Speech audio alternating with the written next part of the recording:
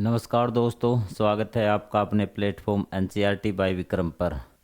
तो आज हम स्टार्ट करने जा रहे हैं chapter number 3, mindful eating a path to a healthy body.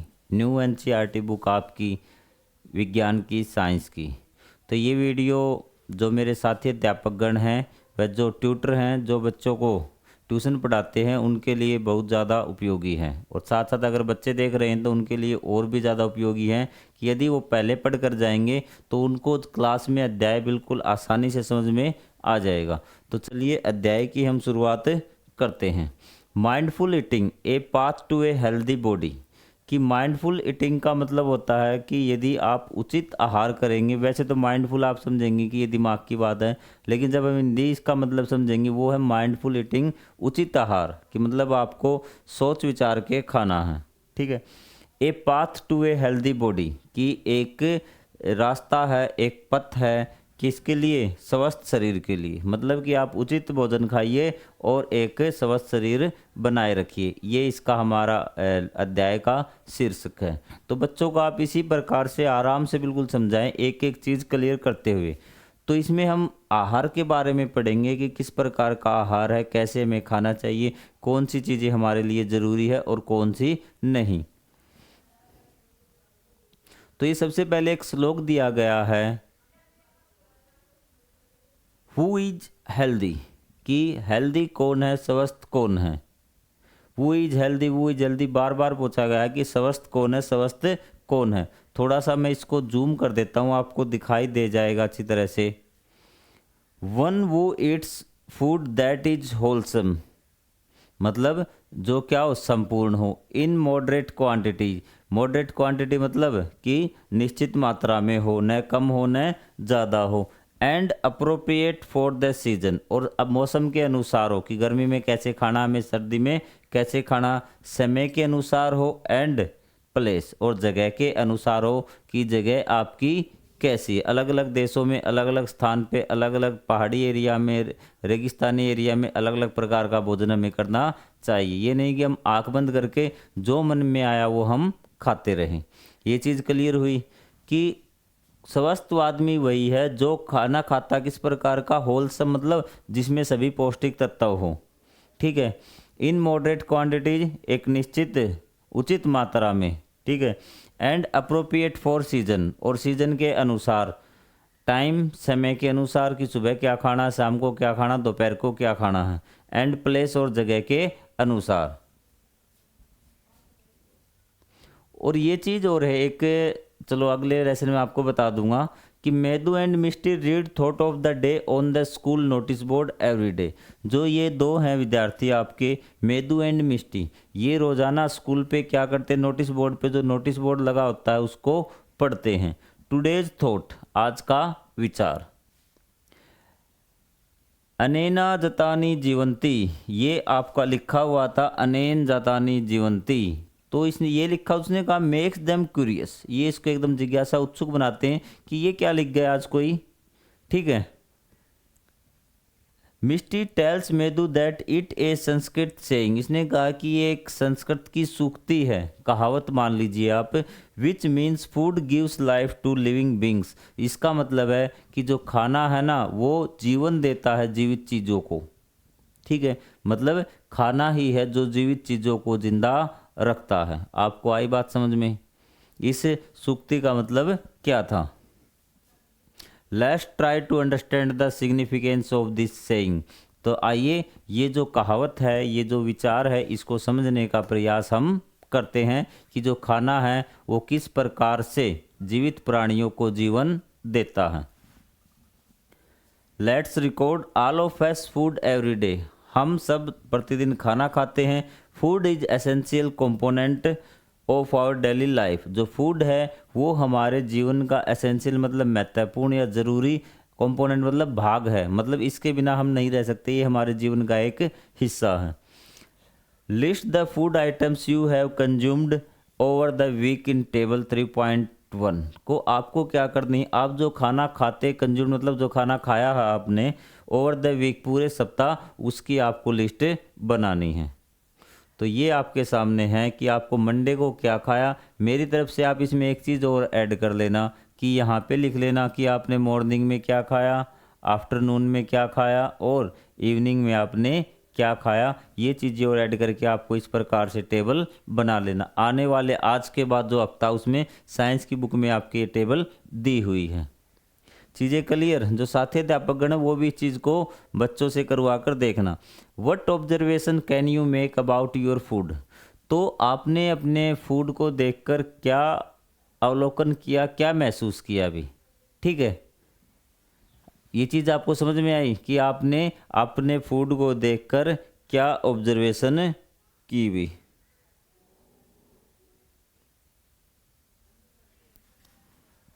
Data collected in, जो टेबल में डाटा कलेक्ट किया आपने, इकट्ठा किया, तो आपने क्या चीज़ समझ में आई, क्या देखा आपने। Do you eat same kind of food in every meal और डू यूर चॉइसेस वेरी। क्या आप प्रत्येक जो मील है, आपने मील होता है एक समय का खाना, तो क्या आपने सभी टाइम एक ही प्रकार का भोजन खाया या फिर आपकी जो पसंद थी वेरी मतलब अलग अलग है। कंपेयर मतलब उसकी तुलना कीजिए your list with those prepared by your friends. आपके दोस्त ने बनाई होगी, वो भी आपकी संप्रदाय लिस्ट, तो उसके साथ उसको क्या कीजिए, उसकी तुलना कीजिए, उसके साथ अपनी लिस्ट को मिला के देखिए। Find similarities and differences in the food consumed by you and your friends. आपको उसमें सिमिलरिटी मतलब समानताएं देखनी है एंड डिफरेंसेस मतलब अंतर देखने हैं जो फूड आपके और आपके मित्र ने पूरे सप्ताह के दौरान खाया है। कि आपको देखना है कि कौन कौन से फूड आपने बराबर खाए हैं, मतलब सेम वही खाए, गेहूं की रोटी ये खाई है क्या, चावल ही खाए हैं क्या, या फिर पकोड़े वगैरह है, सब्जियां हो किस प्रकार से अलग है, सलाद हो खाता, दूध लेते या नहीं लेते, वो सारी चीज़ आपको यहाँ पे नोटिस करनी है। What you find, record your findings in your notebook. You may have noticed that there is a variety of food eaten by you and your friends. तो उस चीज़ को अपनी नोटबुक में लिख लीजिए, क्या अंतर थी और क्या समानताएं थे आप दोनों के खाना खाने में। और आप ऑब्जर्व करेंगे, आपने नोटिस किया होगा, ध्यान दिया होगा कि there is variety in the food. Variety मतलब विभिन्नता है। आपके और आपके दोस्त का जो खाना है ना, वो मील वाइज मील क्या अलग अलग है। वो कोई और चीज़ खा रहा है और आप कोई और चीज़ खा रहे हैं। हाँ, कुछ चीज़ आपकी कॉमन भी मिलेंगी। Do you think that such diversity in the food exist in all state of our country. क्या आप सोचते हैं कि ये भी जो विभिन्नता है ना, डाइवर्सिटी है फूड में, ये एग्जिस्ट मतलब होती है in all state of our country. क्या पूरे राज्य में भी ऐसी विभिन्नता होती है भी कि पूरे जो हरियाणा के, पंजाब हरियाणा राजस्थान गोवा पणजी अरुणाचल प्रदेश जो भी राज्य हैं, क्या इनमें भी अलग अलग प्रकार का खाना खाया जाता है। आपके दिमाग से क्या है आप सोच लीजिए, आंसर तो हम आगे देंगे ही, आप साथ साथ अपने दिमाग के घोड़े दौड़ाते चलिए। ये चीज़ें आपको क्लियर हो रही होंगी। फूड इन डिफरेंट रीजन्स, कि हमारा जो भोजन है डिफरेंट रीजन्स मतलब अलग अलग क्षेत्रों में, कि आप जहाँ रहते हैं वहाँ कैसा है, दूसरा क्षेत्र आ गया, पहाड़ी एरिया आ गया, दूसरा स्टेट आ गया, दूसरा आपका डिस्ट्रिक्ट आ गया, तो उसमें किस किस प्रकार का भोजन है वो हम पढ़ेंगे। Let's find the types of food traditionally consumed and crops grown in various state of India. आपको क्या करना है कि जो भोजन ट्रेडिशनली कंज्यूम किया जाता है मतलब पारंपरिक तौर पर, मतलब ज़्यादा तौर पर खाया जाता है किसी राज्य में, और जो फसल वहाँ पे उगाई जाती है अलग अलग स्टेट में इंडिया में, तो वो आपको फाइंड आउट करनी, पता लगानी है कि पंजाब में किस प्रकार का भोजन खाया जाता है, हरियाणा में किस प्रकार का भोजन खाया जाता है और फसलें कौन सी उगाई जाती हैं। ये चीज़ें आपको पता लगानी है। You may refer to the books in your library. आप अपनी लाइब्रेरी में जो बुक है वो पढ़ सकते हैं। सर्च द इंटरनेट, इंटरनेट पर सर्च कर लीजिए कि हरियाणा में कौन सी फसलें उगाई जाती है, कौन सा खाना खाया जाता है। उसके बाद जम्मू कश्मीर में अलग अलग स्टेट की। And interact with your friends, अपने दोस्तों से पूछ लीजिए, परिवार से पूछ लीजिए, अपने पड़ोसियों से पूछ लीजिए कि क्या उनको पता है। अलग अलग राज्य में आप लिस्ट बना लीजिए, कम से कम अपने राज्य के बारे में और अपने जो पड़ोसी राज्य हैं उनके बारे में ज़रूर पता लगाइए कि वहाँ कौन किस प्रकार का भोजन खाया जाता है और कौन सी फसलें उगाई जाती हैं। Add more state to fill the collected data. आपको कुछ यहाँ पे डाटा दिया गया है, कुछ जो स्टेट है उनके बारे में बताया गया है और कुछ एग्जाम्पल दिए गए हैं और बाकी आप खुद ऐड कर लेना। आपको किस प्रकार से करना है कि आपके some traditional food item various state of India, locally grown crops, जो फसलें उगाई जाती है, जैसे पंजाब का दे दिया मक्का है, व्हीट है, गेहूं है, चिकपी है, पल्सीज हैं, तो इस प्रकार की ये फसलें हैं। मक्के दी रोटी, सरसों दा साग, ये छोले भटूरे, ये यहाँ पे खाना बना के खाया जाता है। और जो बेवरेज होता है, जो पेय पदार्थ जो पिए जाते हैं, वहाँ पे लस्सी है, छाछ है, आपकी मिल्क है और टी है, ये सब यहाँ पे पीने के काम आती हैं। उसी प्रकार कर्नाटक में राइस है, रागी है, उड़द है, कोकोनट है, ये फसलें उगाई जाती। खाया क्या जाता है, इडली, डोसा, सांभर, कोकोनट चटनी, रागी, ठीक है, पालिया, रसम, राइस, ये सब चीज़ें यहाँ पे खाई जाती हैं। ठीक है, तो ये चीज़ें क्लियर हुई आपकी। अब बच्चे का कमेंट आ रहा है कि सर इनके वर्ड मीनिंग तो बता दीजिए। अब वर्ड मीनिंग आपको बताने पड़ेंगे या फिर ये चीज़ आप तो खुद से देख सकते हैं, इतनी कोई मुश्किल चीज़ नहीं है भी। चावल, रागी, उड़द, नारियल है। चावल, रागी, उड़द और नारियल। ये चिकपी क्या है भी, चिकपी ये आपका चना है, पल्सिस दालें हैं। अब आप बताइए आपको सारी चीज़ें। ठीक है, ये छोटे मोटे वर्ड मीनिंग आप देख लिया करो क्योंकि इसमें टाइम बहुत ज़्यादा भी। राइस है, बम्बू है, बम्बू मतलब बांस है, सोयाबीन ये उगाई जाती है। राइस, इरोजमा मतलब चटनी। येलो पीज और एंड ग्रीन ओनियन की ये कड़ी होती है, इसको बोलते हैं उटी। सिंगजू, कंगोसी, ये सारी या क्या है, खाने का प्रकार, खाने की डिशेज है, ये यहाँ पे खाई जाती हैं। और ब्लैक टी पी जाती है यहाँ पे, बटर मिल्क, कॉफ़ी और टी। इस प्रकार से आपको क्या करना है, आपका स्टेट, वहाँ पे कौन सी फसलें उगाई जाती हैं, कौन सा खाना खाया जाता है और कौन से पेय पदार्थ पीने के काम में आते हैं।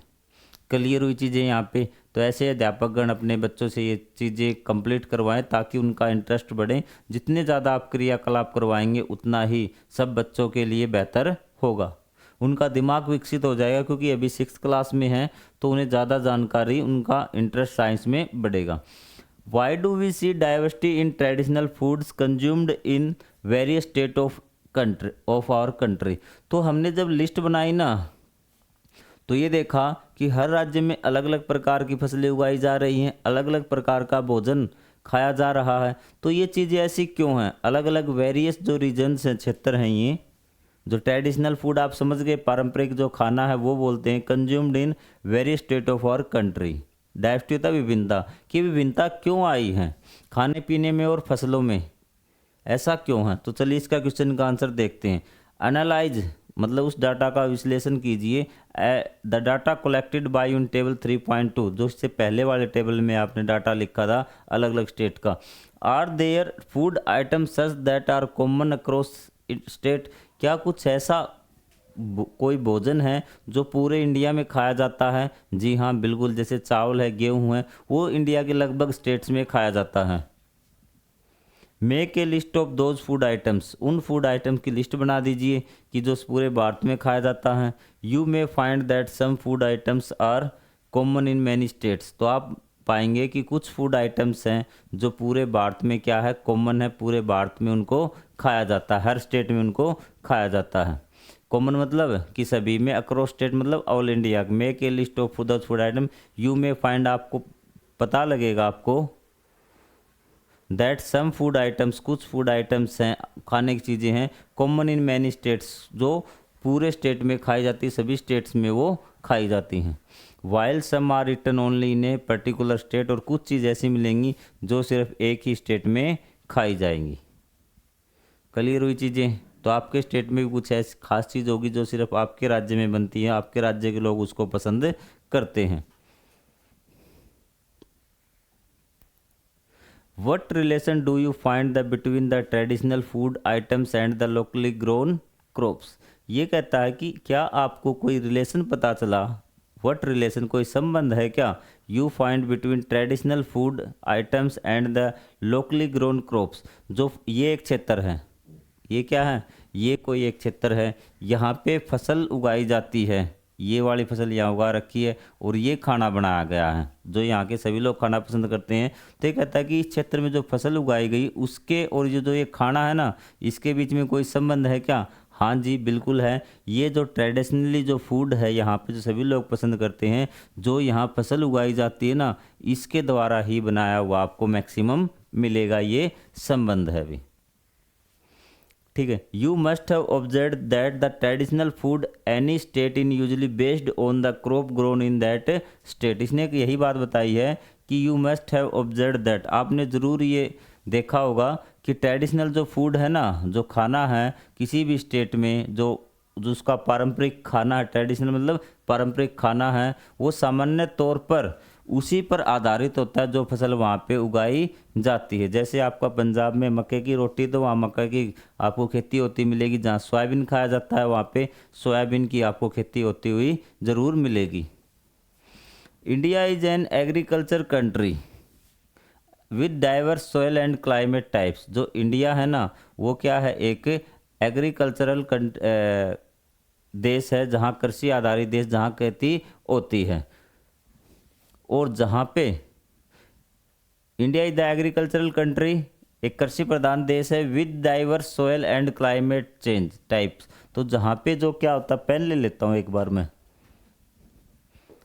विद द डाइवर्स सोयल, जहाँ मिट्टी अलग अलग प्रकार की मिट्टी और अलग अलग प्रकार का मौसम पाया जाता है। तो आपको पता है कि फसलें भी क्या होंगी, मिट्टी के अनुसार होंगी। अगर मिट्टी अलग अलग होगी तो फसलें भी अलग अलग आपको उगानी पड़ेंगी। मौसम अलग अलग होगा तो फसलें भी अलग अलग उगानी पड़ेगी। जहाँ बारिश ज़्यादा होगी वहाँ हम धान की खेती कर सकते हैं, जहाँ मॉडरेट होगी वहाँ हम गेहूं वगैरह बो सकते हैं, जहाँ बिल्कुल भी नहीं होगी वहाँ हमें ऐसी फसलें बोनी पड़ेगी जिनमें पानी की आवश्यकता कम हो। इसी प्रकार जहाँ ठंडा मौसम होगा वहाँ ठंडे मौसम के अनुसार। तो अलग, अगर हमें मिट्टी और क्लाइमेट, जलवायु अलग अलग है तो हमें फसलें भी अलग अलग उगाएंगे। और भारत में हर जगह मिट्टी और जलवायु अलग अलग है, इसलिए भारत में फसलें भी क्या है, अलग अलग उगाई जाती हैं। Various crops are grown in its different regions depending on the soil types and climate conditions. ये कहता है कि अलग अलग प्रकार की फसलें, विभिन्न फसलें grown in its different region, अलग अलग क्षेत्रों में उगाई जाती हैं। डिपेंडिंग, वो किस बात पर निर्भर करती है कि वहाँ की मिट्टी और मौसम कैसा है, उसके आधार पे वो उगाई जाती हैं। ठीक है।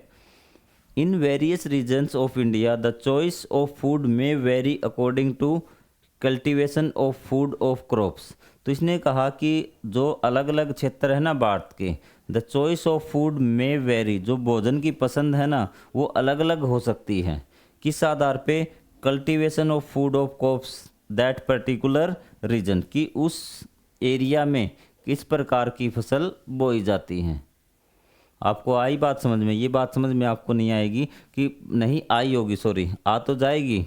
द चॉइस ऑफ फूड में vary according to cultivation of the, ये कह रहा है कि भारत के अलग अलग क्षेत्रों में जो खाने की जो पसंद है ना वो अलग अलग होगी। और वो इस आधार पे होगी, किस आधार पे होगी मैं आपको बताता हूँ, कि वहाँ कौन सी फसल उगाई जाती है, क्योंकि वो लंबे समय तक वही खाते आ रहे हैं। जैसे मैंने आपको एग्जांपल दिया कि पंजाब में मक्के की रोटी खाई जाती है, तो लंबे समय तक खाते आ रहे हैं और पंजाब में मक्का ही उगाया जाता है, तो उनके टेस्ट में मक्का ज़रूर वो पसंद करेंगे।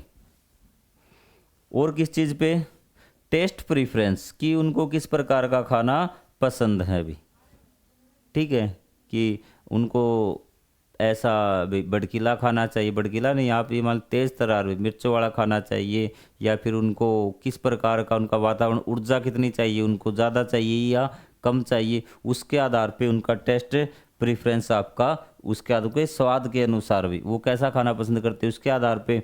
कल्चर एंड ट्रेडिशनल, कि उनके जो ट्रेडिशन और जो कल्चर ना, संस्कृति होती है, और ट्रेडिशन होता है कि पारंपरिक रूप से वो कौन सा खाना खाते आ रहे हैं, उसके आधार पे अलग अलग वो खाना होता है। ठीक है।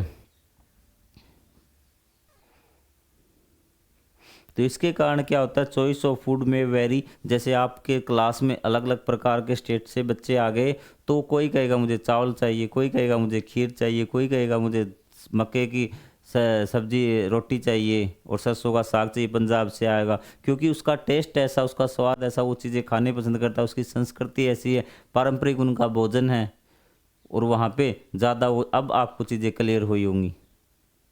गुजरात वाला क्या मांगेगा? Idli dosa.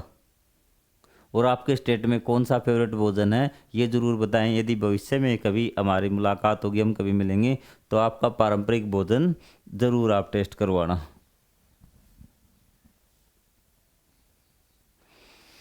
How have cooking practice changed over time. जो खाना बनाने की विधियां है ना, तो किस प्रकार से बदल गई हैं भी आपको देखना है। जो खाना बनाने की विधियां है ना, वो किस प्रकार से बदल गई है। प्रैक्टिस मतलब विधियां, पहले खाना कैसे बनाया जाता था, अब खाना कैसे बनाया जाता है, वो अब हम इस पैराग्राफ में पढ़ेंगे।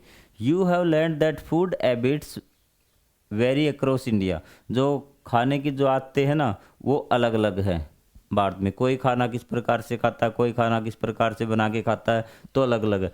Over food choices as well as practices of food preparation may differ from one another.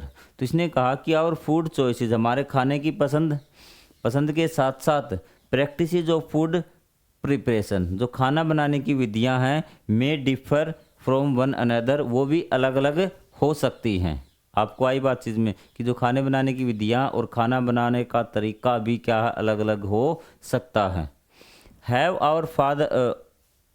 Our food habits and cooking practices change over time. क्या हमारी जो खाना खाने की आदतें हैं और खाना खाने का तरीका है, वो समय के साथ बदल चुका है। ये क्वेश्चन आपसे पूछा है। इस क्वेश्चन का आंसर आप कैसे प्राप्त करेंगे कि किस प्रकार आपको पता चले कि पहले कैसे खाते थे, अब कैसे खाते थे। Let's interact and find out. आइए हम बात करते हैं किसी से और इस बात का पता लगाने की कोशिश करते हैं। अब ऐसे कोई व्यक्ति है क्या जो आपको बता सके कि पहले कैसे खाते थे, किस प्रकार खाना बनाया जाता था, तो अब कैसे खाते हैं। तो हाँ, बिल्कुल है। Prepare list of question for gathering information from elderly people about their food. जो आपके वृद्ध लोग हैं ना, आपके आसपास जो बुजुर्ग लोग हैं, एक लिस्ट तैयार कीजिए क्वेश्चनों की कि ये जानकारी हासिल करने के लिए किससे, अपने जो वृद्ध पीपल है, about their food habits and cooking practices, कि उनसे कि किस प्रकार से खाना खाना का तरीका और खाना बनाने का तरीका बदला। तो एक लिस्ट बना लीजिए कि आप किसी वृद्ध व्यक्ति के पास जा रहे हैं और उससे वो सवाल जवाब करेंगे। Following are some of the sample questions. कुछ आपको क्वेश्चन दिए गए, इस प्रकार के क्वेश्चन आपसे पूछने हैं। आपके जो दिमाग में आए वो क्वेश्चन इसमें आप ऐड कर सकते हैं। क्या खाना, क्या क्वेश्चन पूछने हैं आपको। What kind of food do you still eat and what is new. तो उसने कहा कि आप बचपन से लेके अब तक कौन सा ऐसा खाना है जो आज तक आप खाते आ रहे हैं, जो बदला नहीं है। और व्हाट इज़ न्यू, और क्या कोई ऐसा खाना है जो नया है, जो आपने बचपन में नहीं खाया था, आज के समय आप खा रहे हैं। What are the changes in cooking practices over time. खाना बनाने की विधियों में किस प्रकार से परिवर्तन आया है, खाना बनाने का तरीका। What has caused the change. तो इसका कारण क्या है कि ये खाना बनाने का बदलाव क्यों आया है। Conduct interviews with some elderly people based on the questions prepared. तो आपको एक इंटरव्यू कंडक्ट करना है। इंटरव्यू होता है साक्षात्कार। क्या होता है साक्षात्कार, मतलब आप सवाल जवाब करते हैं सामने वाले से, ठीक है। तो ये आपको पूछने हैं। अगर आपको टाइम लगे तो कभी पूछ लेना, आपके घर में कोई बड़ा बूढ़ा हो तो आप ज़रूर पूछ लेना। ये चूल्हा है आपका, दिख रहा होगा आपको। चूल्हे पे रोटियां बहुत बनाते थे पहले। आज के ज़माने में गैस आ गया है। इसको बोलते हैं स्टोन ग्राइंडर या सिलबट्टा भी। ऐसे रगड़ के इस पे मसाला वगैरह पीसते थे। और अब आपकी मिक्सी बोलते हैं, जिसको इलेक्ट्रिक ग्राइंडर आ गया। अभी पहले स्टोन ग्राइंडर था, अब इलेक्ट्रिक ग्राइंडर आ गया। What are your findings from the interviews you conducted. तो आपने क्या चीज़ ढूंढी, आपने क्या चीज़ आपने ढूंढी आपके इंटरव्यू से। आपको क्लियर सवालों के जवाब मिले या नहीं मिले। आपने इंटरव्यू ले लिया तो आपने क्या सीखा उससे। कुकिंग प्रैक्टिसेस, खाना बनाने की विधियां, जो तरीके थे, कॉल्ड कुलिनरी प्रैक्टिसेस। तो उसको क्या बोलते थे हम, कुलिनरी प्रैक्टिसेस बोलते थे। पारंपरिक विधियां हमें बोलते थे, ठीक है। जो खाना बनाने की विधियां है ना, इसको हम क्या बोलते थे, कुलिनरी प्रैक्टिसेस बोलते थे। पाक विधियां, पाक मतलब खाना बनाने की विधियां। हैव चेंज्ड ओवर टाइम, वो बदल गई हैं समय के साथ। ओवर टाइम मतलब समय के साथ। There is a significant differences between traditional and modern culinary practice. जो खाना बनाने की विधियां है ना, इसमें एक महत्वपूर्ण बदलाव आ चुका है इन विधियों में। सिग्निफिकेंट मतलब महत्वपूर्ण डिफरेंसेस आ चुका है। Earlier most cooking was done using ए चूल्हा। पहले जो था अर्लियर मतलब पहले समय में आप चूल्हे पे वो लकड़ियाँ जला के ये खाना बनाते थे। नाउ इट इज इन दिनों में most of us cooking use a modern gas stove. तो आज के दिनों में यूज़ करते हैं, गैस का यूज़ करने लगे हैं। आपके घरों में भी आप गैस देख सकते हैं। कुछ मॉडर्न टाइप बच्चे होंगे जिन्होंने आज तक चूल्हा देखा भी नहीं होगा, लकड़ियों वाला चूल्हा भी। गैस चूल्हा तो आपने देखा होगा। Earlier most grinding was done by manually using a silbatta. तो पहले जो मसाले वगैरह पीसते थे, मिर्च वगैरह पीसनी होती तो सिलबट्टा पत्थर होता था, नीचे पत्थर उसको कूट के पीसते थे। लेकिन आज के ज़माने में क्या हो चुका है, these days in these days में we use a electric grinder for ease of grinding. कि आसानी से पीसने के लिए हम क्या करते हैं, इलेक्ट्रिक ग्राइंडर हम ले आए जिसको मिक्सी बोलते हैं अभी। Find out what were the other ways of cooking and grinding. तो आप ढूंढिए क्या और कोई तरीके थे ग्राइंडिंग करने के और खाना पकाने के। Why have these culinary practice change. ये क्यों बदल गए तरीके भी, आखिर इनमें बदलाव क्यों आया। ओवर टाइम समय के साथ the changes may be due factor such as technology development. क्योंकि पहले गैस थे ही नहीं, टेक्नोलॉजी आपका जो आपका तकनीकी जो विकास हुआ है उसके कारण गैस आ गए तो उसको यूज करने लगे। वे आपको क्या सुविधा प्रदान करते हैं, आपके टाइम की बचत करते हैं और आपको मेहनत भी कम करनी पड़ती है। ये 3 कारण हैं कि वो तरीके बदल गए। Important transportation and better communication. अब क्या होगा, ट्रांसपोर्टेशन भी हो गया, सारी चीज़ें आपको मिलने लगी आसानी से। और आपका ये ट्रांसपोर्टेशन परिवहन और कम्युनिकेशन होता है संचार भी, और संचार भी होने लगा है। तो यहाँ तक आपको लाइन बाय लाइन में कोई दिक्कत हुई या नहीं हुई? अगर हुई है तो कमेंट बॉक्स में बताइए, नहीं हुई है तो चैनल को सब्सक्राइब कर दीजिए। What are the component of food. कि भोजन है हमारा, उसके घटक क्या हैं, ये आपको देखना है, पढ़ना है। Medu and Mishti visit the traditional food festival. कि पारंपरिक भोजन जो एक फेस्टिवल आप समझते उत्सव था, ऑर्गेनाइज इन देयर स्कूल। कि उनके स्कूल में आयोजन हुआ इसका कि आपको ट्रेडिशनल जो फूड हैं वो आपको बनाने हैं। ठीक है, सभी बच्चे ग्रुप बना दिए गए कि ये इस राज्य का ट्रेडिशनल फूड बनाएंगे, ये बच्चे इस राज्य का बनाएंगे। तो इस प्रकार का महोत्सव आयोजित किया गया। The theme of the festival is, जो विषय था फेस्टिवल का वो था आपका ईट हेल्दी लिव हेल्दी। कि स्वस्थ आहार स्वस्थ जीवन, ये उसका था। और ये देखिए आपका फेस्टिवल ऑर्गेनाइज हो रहा था। ये राजस्थानी फूड की स्टॉल है, ये गुजराती फूड की स्टॉल है, ये आसामी फूड की स्टॉल है। The festival features various stall displaying different kind of traditional dishes. उसने कहा कि द फेस्टिवल फीचर्स, जो आपके ये मुख्य विषय क्या था जो फेस्टिवल का था, उसमें क्या था कि जो अलग अलग स्टॉल थी ना, जैसे मैंने आपको दुकानें दिखाई थी उनको स्टॉल बोलते हैं। डिस्प्लेइंग मतलब प्रदर्शित कर रही थी। क्या प्रदर्शित कर रही थी, different kind of traditional food, अलग अलग प्रकार के पारंपरिक भोजन भी। ठीक है। डॉक्टर पोषिता, एक डॉक्टर है पोषिता, ए न्यूट्रिशनल एक्सपर्ट। एक पोषक तत्वों के बारे में जो जानकारी लगती है ना, पोषणता के बारे में, तो उसको हम बोलते हैं न्यूट्रिशनल एक्सपर्ट पोषिता।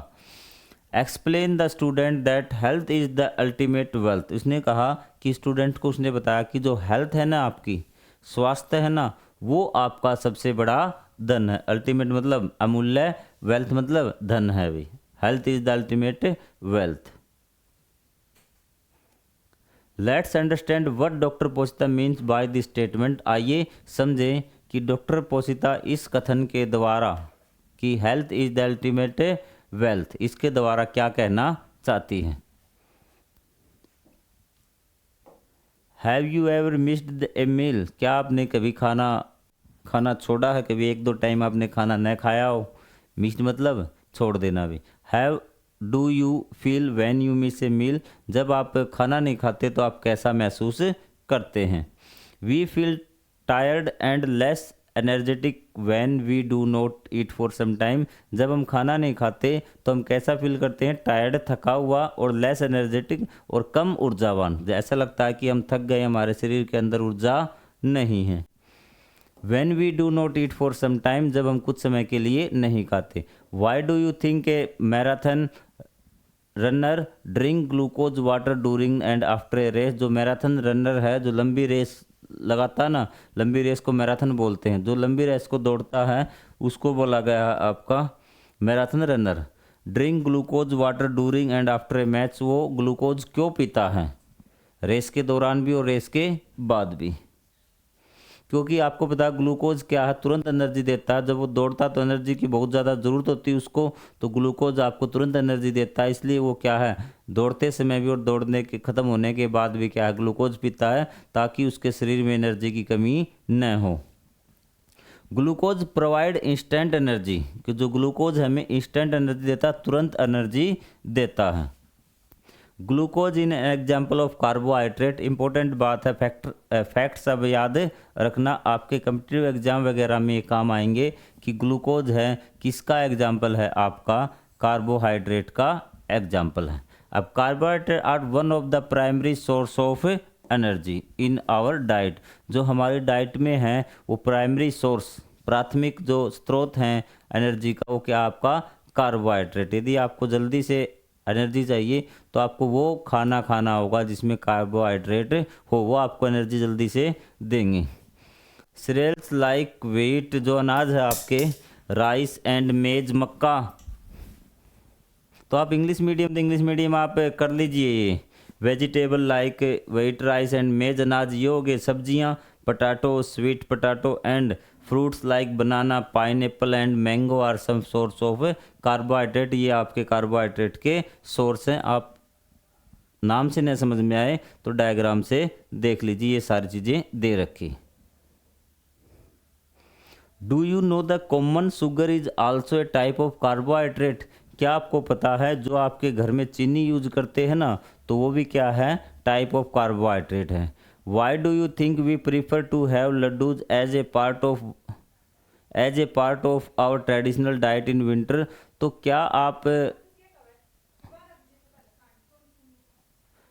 आप क्या ये सोचते हैं, आपको कैसे ये लगता है कि आपको कि जो लड्डूज हैं हम ज़्यादा पसंद करते हैं सर्दियों में, कि हम क्यों प्रीफर करते हैं लड्डू को as a part of traditional, मतलब सभी जगह जब सर्दियाँ होती ना तो लड्डू को पसंद किया जाता है। बेसन और wheat flour and ghee are among the main ingredient of the laddoos along with gond, nuts and seeds. तो इसने कहा कि जो मेन कंपोनेंट है ना लड्डू के, मेन कंपोनेंट है लड्डू के, वो क्या है आपके, जो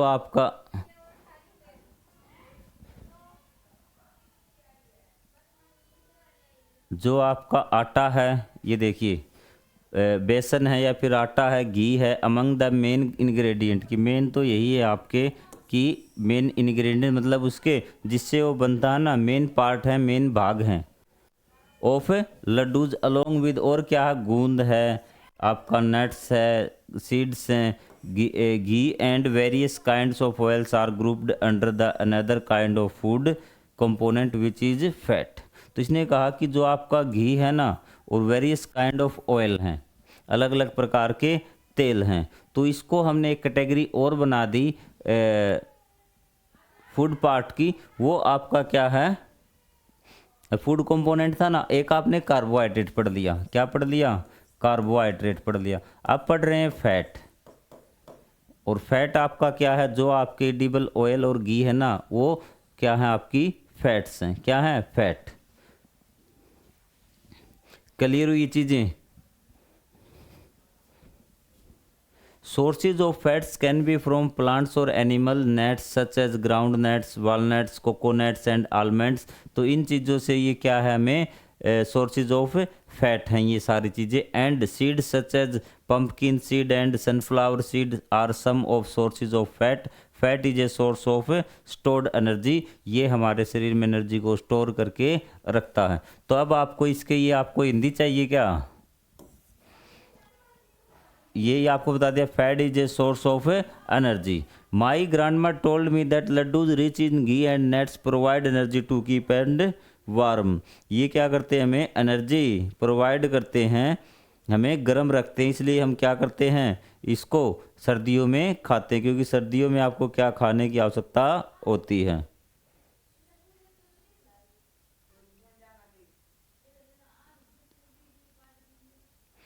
ठीक है, तो ये आपके जो मैंने आपको वर्ड मीनिंग आपको बता रहा था कि ग्राउंड नट्स क्या होते हैं आपके, मूंगफली।